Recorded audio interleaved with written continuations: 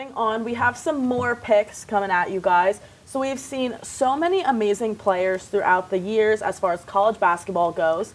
But today we are going to tell you our personal favorite college basketball player ever and why they are our favorite. So AJ, you're up first.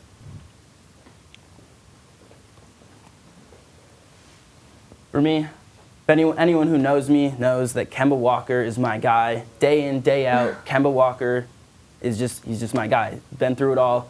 And we're going to go specifically in 2011 on UConn, Kemba Walker, this run. It started in the Big East tournament before the NCAA tournament. Won 5 games in 5 days.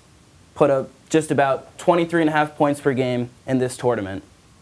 And he was just unstoppable. And what everyone remembers from this tournament and this run is the iconic step-back shot against Pitt, where time's running out, he's got the ball in his hand, going to the top of the key, crosses over, got the switch off the ball screen, step backs over the big man. Big man takes a tumble, and Kemba Walker seals the deal, and they win the rest of the tournament after that. And then just another thing why he's my favorite is they won the championship this year. They finished the season on an 11-game win streak. And over that 11-game win streak, he averaged, I believe it was 24.6 points per game over 11 games. To do that at the college level it's very difficult, and he pulled it off. And just a couple more awards that he happened to win in 2011, Bob Cousy Award for Best Point Guard. He was a consensus first-team All-American. He was the Big East Tournament MVP. He was an all-tournament team in the NCAA tournament, and he was the Final Four Most Outstanding Player. With that kind of resume in just 1 year, it's hard to go against him. That's why Kemba Walker's my pick. Very good. Yeah. Wow. Yeah, that is a good one. I know. Too bad it's not in the NBA anymore, but that's okay. Hey, man, he's in Monaco. right. He's Yeah. making lots of money. All right, your I'm going to be pick next. very interested to see if you guys know who this is, honestly. He's a newer player. He just went to the NBA last season. It's Jaime Jaquez Jr. Okay, I see. love Yeah. it. Yeah, I just love this guy. I mean, he gets you offensive boards and defensive boards. He was top points in Pac-12 last season, rebounds, steals, you name it. I mean, this guy's a workhorse, and I just love that about him. And he comes in the NBA. He's a little bit underrated, I think. Doing pretty well for the Miami Heat as well. But I just remember watching him, that heartbreaking loss against Gonzaga. I mean, honestly, like, when I just started watching him in March Madness, and I was just like, this guy is awesome. I got to watch him more and more. And so, yeah, to see him in the NBA now is awesome. So I just hope he gets this opportunity and does what he did for UCLA, what he did for Miami Heat for sure. So it's Jaime Jaquez for sure. Awesome. Good pick. Yeah. All right, Sophia. Okay. Call me basic, call me a bandwagon, but Caitlin Clark, all-time best player I've ever seen play, men's, women's. She is currently leading the NCAA tournament in points scored. She's passing Zach Edey on Purdue by not even like 2 or 3 points, but she's passing him by like 7 points. She is just watching her three-pointers, her drive to play. It's just like chills. She does everything right. She deserves an NCAA win this year. She deserves to draft to the WNBA and just like keep her legacy going. She's not just going to be like some college superstar that left college, went to the WNBA and was never heard of. Honestly, I think people will probably argue that women should play in the regular NBA just because of her. Because it's just like watching her play, especially like they said, players like Angel Reese, Paige, Juju, Carissa? Yeah. Carissa? Yeah, that's her name. The players like them, they're doing great. They're having amazing seasons. They're declaring for the draft as well, but just no one is doing it like Caitlin Clark. And I just wish that, I just wish that it wasn't considered basic to pick her as my favorite because she's great. I like that, though, because like you said, a lot of these players come in now. College basketball has turned into let me go play for a year and then let me get drafted. Yeah. Men's Facts. and women's side. It's both. So to see someone go all 4 years and do the things that she's done for the men's and the women's side is insane. I'm just going to be fascinated to see what she does in the WNBA. I am too. First- She's going to change the WNBA for sure. I'm sure. I mean, but did you see the one thing that really interested me is some rapper offered her to play in the league. Ice Cube. 303 Ice Cube did that. Yeah, $5 million for the big three. Yeah, she would make more playing for him than the Yeah. WNBA salary is absolutely insane. That's why I think she just deserves so much more, and that's why it's a shame. I'm kind of heartbroken that her only option is to go to the WNBA because it's not getting like college basketball right now. Women's college basketball is getting everything it deserves. Yeah. Right. The WNBA is not. Maybe Yeah. once she gets into it, it'll be a different story, Yeah. and like salaries will go up, views will go up, and like all Yeah. that.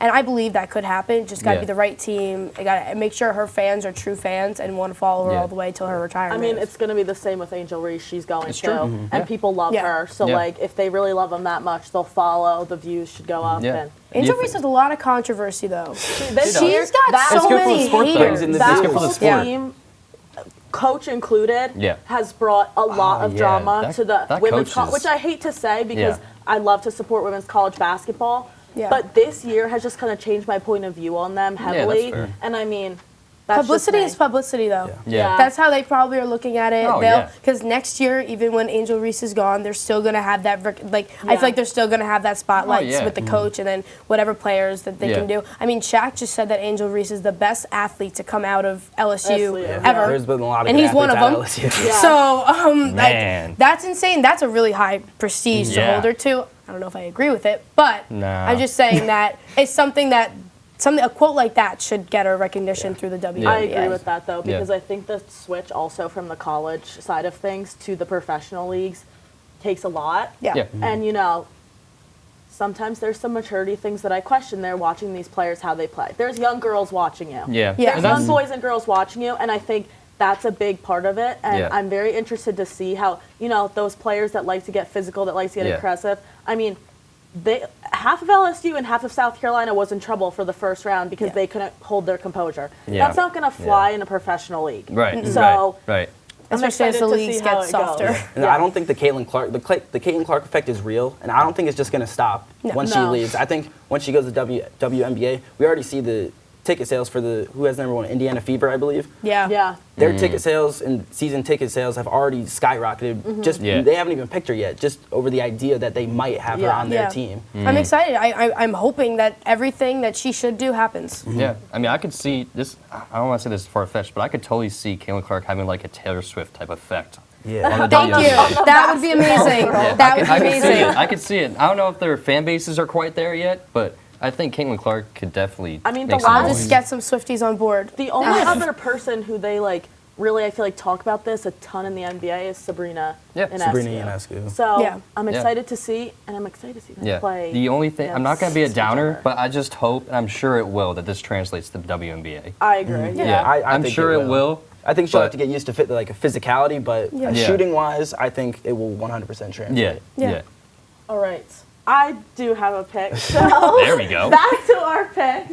My pick for today, this is Dante DiVincenzo. This was funny. I was actually watching him on an episode of a podcast today with Jalen Brunson and Josh Hart. And while I was listening to him talk, I was remembering back to 2016 and 2018 when he was still at Villanova for those two championships. I was 13, 14, I want to say, the first time I ever watched Villanova play. And I really didn't care about college basketball at the time. And watching them play in the 2018 championship completely brought me back onto college basketball, especially to Villanova as a whole.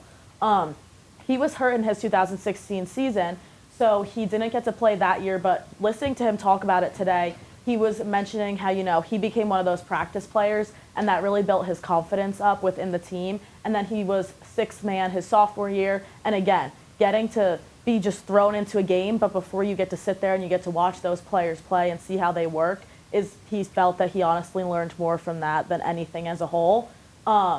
He has so much experience now being in the NBA. He started with the Bucks, then went to Golden State, and is now with the Knicks. He is one of, I want to say, 20 maybe NBA players that has won a high school state championship, a NCAA state championship, and an NBA state championship. So, you know, I feel like a lot of times he flies under the radar. He's been doing great things for the Knicks right now, but as a whole goes, I would do anything to go back and watch him play for Villanova again in 2018. And I think it's really interesting to listen to these podcasts with these athletes because he didn't want to go to the draft originally. He was like, oh, everyone's going to say a bandwagon, go to the draft. And then, you know, he went to the combine and he stayed for both days. And he said that's what was the game changer for him because most guys only go for one day and don't come back. So I love him. I love Villanova. Yeah. Go Cats.